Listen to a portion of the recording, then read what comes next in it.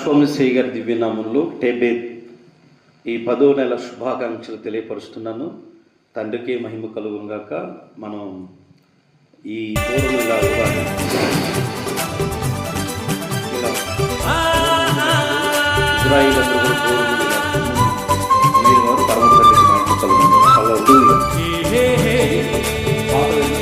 మహిమ కలుగును గాక.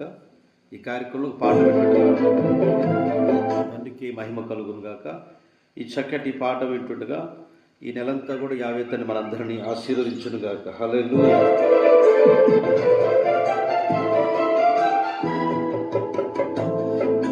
పౌరమా నీ ప్రేమ ఎంత మధురమో,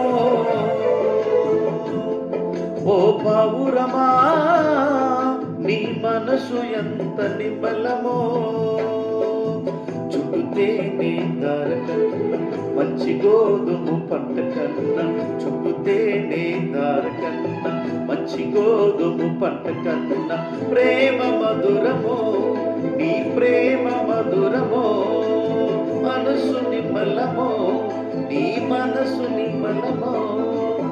మెస్సయ్యా నీ ప్రేమ ఎంత మధురమో, నా మెస్సయ్యా నీ మనసు ఎంత నిర్మలమో.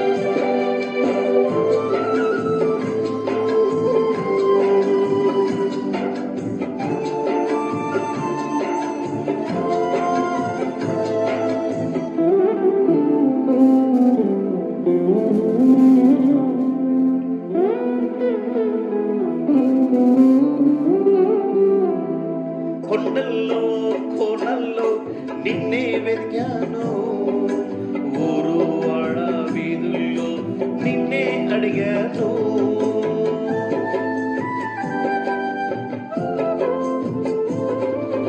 కొండల్లో కోనల్లో నిన్నే వెతికాను, ఊరు వాడ వీధుల్లో నిన్నే అడిగాను.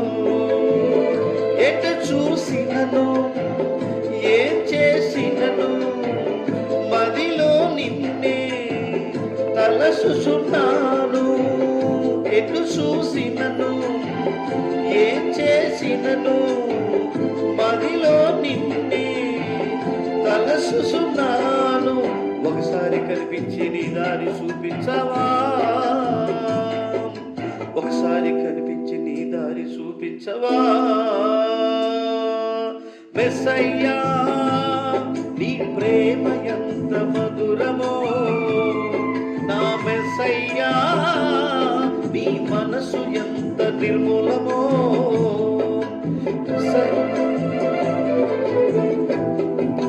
చుడితే నీ దారకన్నా మంచి గోధుమ పంట కన్నా, చుడితే నీ దారకన్నా మంచి గోధుమ పంట కన్నా ప్రేమ మధురమో, నీ ప్రేమ మధురమో, ప్రేమ మధురమో, నీ మనసు నిమ్మలమో.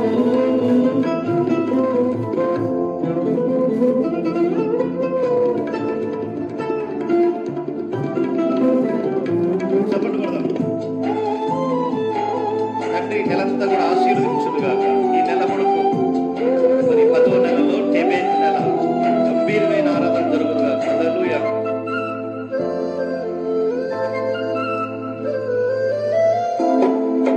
ధవళవర్ణుడు రత్నవర్ణుడు నా ప్రాణ ప్రియుడు, 10,000 మంది పురుషుల్లో పోల్చదగిన వాడు. ధవళవర్ణుడు రత్నవర్ణుడు నా ప్రాణ ప్రియుడు, 10,000 మంది పురుషుల్లో పోల్చదగిన వాడు. నా వాడు నా ప్రియుడు మదిలో నిన్నే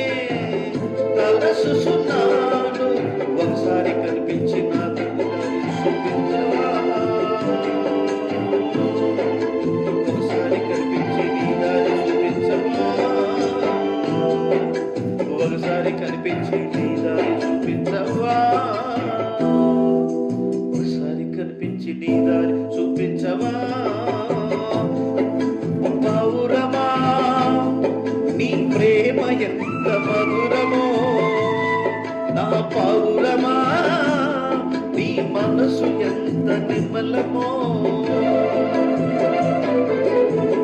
తేనె ధారక మంచి గోధుమ పంట తేనె ధారక మంచి గోధుమ పంట ప్రేమ మధురమో నీ ప్రేమ మధురమో ప్రేమ మధురమో నీ మనసు నిమ్మలమో. యాషోబసే గారి దివ్యనామములో మీ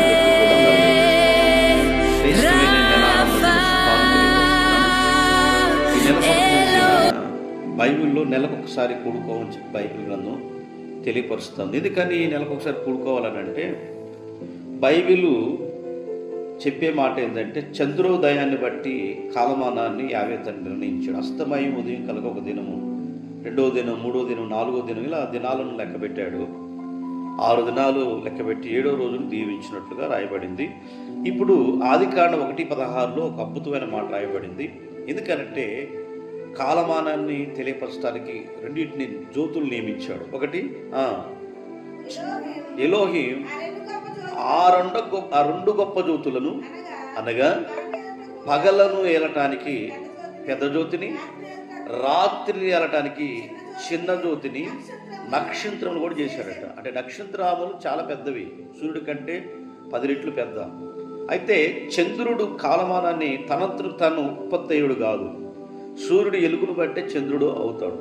చంద్రమానం కాల ప్రకారంగానే యావే తండ్రి చంద్రుడిని బట్టి నెల పొడుపు మీరు ఆరాధించండి, నెలకు ఒకసారి ఆరాధన చేయమని చెప్పాడు. ఎందుకంటే మరి కీర్తన గ్రంథం కూడా చదివిస్తాడు. ఏంటంటే 104:19 ఋతువులను తెలపడానికి ఆయన చంద్రుడిని నియమించినట్లుగా రాయబడింది. సూర్యునికి తన అస్తమాన కాలము కూడా అంటే చంద్రోదయాన్ని బట్టి ఈ చంద్రమాన క్యాలెండర్ ప్రకారంగా చంద్రుడు నెల పొడిచినప్పుడు నెల 6వ రోజున మోషే వారందరూ కూడా కలిసి ఆరాధన చేతులెత్తి ఆరాధన చేసినట్లుగా రాయబడింది. సంఖ్యాకాండం 28:11 యావే తండ్రి క్లియర్గా చెప్పాడు, నెలకు మొదట దినమున యావేకి దహన బలులు, సమాధాన బలులు అప్పుడు అర్పించేవారు. ఇప్పుడు మనం ఆ 2 కోడలు చాలు. నెలకు నెల ఆరంభ దినాన వారు కోడలు, మేకలు, రక్తం బలిని వాళ్ళు ఇచ్చేవారు. కానీ ఇప్పుడు యాషోబసే వారు ఆయన ఆ రక్తం చిందించుకుని బలైండు కాబట్టి మన హృదయాలను యావే తండ్రి సన్నిధిలో ఆరాధన పూర్వకంగా నెలకు కూడా ప్రతి నెల మనం ఆరాధన చేయాలని, నెల చంద్రోదయాన్ని చూసి మనం ప్రార్థన పెట్టాలని లేఖనంలో రాయబడింది. కనుక సంఖ్యాకాండం 10:10 కూడా ఈ రీతిగా రాయబడింది. మరియు ఉత్సాహ కాలమును, నియమము కాలములను, నెల ఆరంభ దినములను మీరు దహన బలులు కానీ సమాధాన బలులు కానీ అర్పించినప్పుడు ఆ బూరలో ఓదవలను. అప్పుడు అవి చాలండి. ఇప్పుడు అవి జ్ఞాపకార్థంగా ఉండాలంట మనకి ఎప్పుడు కూడా. ఇప్పుడంటే బోరలు అంటే ఈ పోనే బోర, ఇప్పుడు మనం ఊదిన బోర కొమ్ములు అనమాట. సమాధాన బలి అంటే మన హృదయాన్ని ఆయనకి సమర్పణ చేయాలి. హల్లెలూయా. కనుక బలి నైవేద్యములు అనిపించేవారు కోడల మేకలు. కానీ యాషోబసే బలైన తర్వాత ఆగిపోయినాయి కాబట్టి మనం మన శరీరాన్ని నిజంగా ఏం చేయాలంటే హోమం చేయాలంట. కనుక మన శరీరాన్ని రోమపత్రిక 12వ రాయబడింది. కనుక ఆయనకి మనం ఏం చేయాలంట, మనమే సరెండర్ అవ్వాలని కనుక మనకి తెలియపరిచాడు. కనుక మనం అందరూ చంద్రోదయాన్ని ఆయన నెల పొడిచిందంటారు, పొద్దు పొడిచిన నెల పొడిచినప్పుడు అందరూ కూడుకుని ఇజ్రాయిల్ యెహోషువ ఆ బోర ఊదినప్పుడు కూర్చొని ఆరాధన చేసేవారు. కనుక ప్రతి నెల కూడుకోవాలని చెప్పి లేఖనాల్లో రాయబడింది. కాబట్టి నిజంగా కీర్తన గ్రంథంలో కూడా ఇది తండ్రి నియమించాడని 81:3 తెలియపరచబడింది. ఎవరు ప్రతి నెల ఆరంభ దినాన, అమావాస్య దినాన, పండుగ దినాన, విశ్రాంతి దినాన ఏం చేయాలట, కొమ్ము ఊదాలి. మనం పండగ ఆచరించే దినమున పున్నము నాడు కొమ్ము ఊదినట్టే. కొమ్ము అంటే ఏంటంటే ఇదేనండి, బోర. ఈ మైక్ని మనం ఏం చేయాలంటే పండుగ రోజున అందరూ కూర్చొని పండుగగా మనం ఆచరించాలంట. పండుగ దినాలని, నెల ఆరంభ దినాలు మనం ఏం చేయాలంటే మనం కూడుకొని తండ్రి యొక్క సన్నిధులు మన హృదయాలను ఆయనకు అర్పణగా అర్పించి ఆయన స్తుతించి గణపరచాలి. సంఘమంతా కూడుకొని ఒక నియమాన్ని పెట్టాడు కాబట్టి ఆ నియమం ప్రకారం మనం ఆరాధించాలని బైబిల్ గ్రంథం తెలియపరచబడింది. కనుక మనమందరం కూడా తండ్రి యొక్క సన్నిధిలో దేని కొరకు అంటే యెషయా గ్రంథం 66 అధ్యాయం 22, 23 వచనాల్లో ఆయన ఒక క్రొత్త ఆకాశంలో క్రొత్త భూమిని నియమించడానికి రానై ఉన్నాడు. ఆ క్రొత్త రాజ్యంలో క్రొత్త లోకంలో అక్కడ పరలోకానికి మనం తీసుకుని వెళ్ళడానికి ఆయన ఉన్నాడు. కాబట్టి అక్కడ ఏం చదివిస్తుందంటే చదువుదాం ఒకసారి. ప్రతి అమావాస్య దినాన, అంటే అమావాస్య అంటే చీకటి కాబట్టి మనం వెలుగు సంబంధం కాబట్టి నెల ఆరంభం అని రాయబడాలి. ప్రతి నెల ఆరంభమున నా సన్నిధి మొక్కుటకై సమస్త శరీరులు వచ్చేదరని యావే చదివిస్తున్నాడు, సృష్టికర్త చదివిస్తున్నాడు. కాబట్టి ఇది యాకోబు యావే తండ్రి అని, యాకోబు దేవుడు నిర్ణయించిన చట్టం అని చెప్పేసి కీర్తనాకారుడు ఇందాక 81వ అధ్యాయం మనం చూసాము.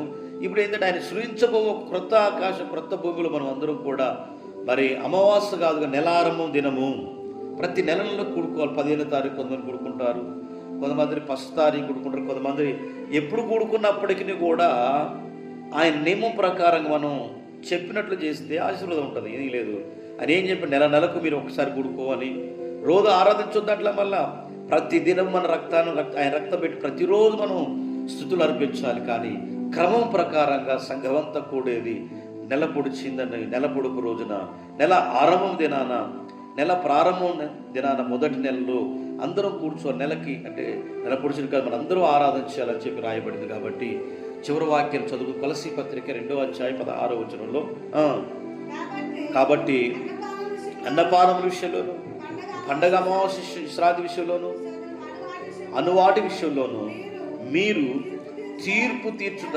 ఎవరికి అవకాశం ఇవ్వద్దని సృష్టికర్త చెప్పాడు. మీరు తినే విషయం, తాగే విషయం, ఆరాధన విషయంలో అన్ని విషయాల్లో మీరు ఎవరికి తీర్పు తీర్చే అవకాశం ఎవరికి ఇవ్వద్దు అన్నాడు. బాబు ఏంటి ఎడకొచ్చారేందండి మీరు? ఈరోజు ప్రార్థన ఉండదుగా మీకు, ఈరోజు నెల ఆరంభమే చేస్తారు కదా, సబ్బాత్ దినం విశ్రాంతి దినం రోజున అలాగనే గుళ్ళు తెరవబడి పరిశుద్ధంగా ఆరాధన చేస్తారు. మీరు ఏడుకొచ్చారేంది? ఇలా మీకు పండగ కదా బైబిల్ పండగల ప్రకారం. కానీ వాళ్ళకి అవకాశం ఇవ్వకుండా మీరు యావేనే ఆరాధించాలి, సృష్టికర్తను ఆరాధించాలని ఈ లేఖనాల్లో రాయబడింది. కనుక మరి ప్రతిరోజు చేయాలి కదా సార్, ప్రతిరోజు ఆరాధించాలి, అది తప్పేం కాదు. కనుక ఆయన చెప్పినట్లుగా మనం చేసినప్పుడు యావే మనందరినీ కూడా ఆశీర్వదించి కృపలో నింపునుగా. ఆమేన్. కనుక ప్రతి నెల ఇది క్రొత్త ఆకాశ క్రొత్త భూమి మరి నిజంగా రాబోయే దినాల్లో ఇవే ఉంటాయి. కాబట్టి నేను నా సన్నిధిని మొక్కటానికి మిమ్మల్ని అందరినీ పిలుస్తున్నానని చెప్పేసి యావే తండ్రి చదివిస్తుంది. తండ్రి యొక్క వాక్యాలు వాగ్దానాలన్నీ మనమందరూ ఆయన సన్నిధిలో ఘనమైన కార్యాలు జరిపించిన పరిశుద్ధుడా ప్రేమ కలిగిన తండ్రి, ఈ 10వ నెలంతటిని ఆయన దీవించి ఆశీర్వదించండి అయ్యా, కృపతో నింపి బలపరచండి అయ్యా. నీ జనులందరూ తండ్రి టేబేత్ నెల 10వ నెలలోనైనా ఈ నెలంతా మమ్మల్ని అందరినీ ఆశీర్వదించి కృపతో నింపి బలపరచమని ఆశీర్వదించి నీ సన్నిధి మాకు తోడుగా ఉంచుతారని ఈ కార్యక్రమం నానాటికి అభివృద్ధి పొంది దీవెన పొందే భాగ్యం దయచండి అయ్యా. లేఖనాలు ఒక క్రమాన్ని మీరు పెట్టారు కనుక ఆ క్రమం ప్రకారంగా మేము వెళుతున్నాం. అందరూ కూడా తండ్రి నా లేఖనానుసారమైన భక్తిని మేమందరం కూడా నీ సన్నిధికి సాగి ముందుకు వెళ్ళే భాగ్యం దయచమని నాయన మీరు ఏదైతే చెప్పారో దాని ప్రకారంగానే ప్రభువు చెప్పిన మార్గాల్లో ఎవరికి కూడా తండ్రి మీరు ఎవరికి కూడా తీర్పు తీర్చే అవకాశం వాళ్ళకి ఇవ్వమాకని చెప్పారు కనుక మేము అవకాశం ఇవ్వకుండా ఈ సన్నిధిలో సాగే భాగ్యం దయచమని యేసు నామం ద్వారా అడిగి వేడుకుంటున్నాం తండ్రి. అందరికీ మరొకసారి నైవేద్యాల శుభాకాంక్షలు తెలియపరుస్తాను. తండ్రికి మహిమ కలుగునుగాక. షాలోమ్ అండి.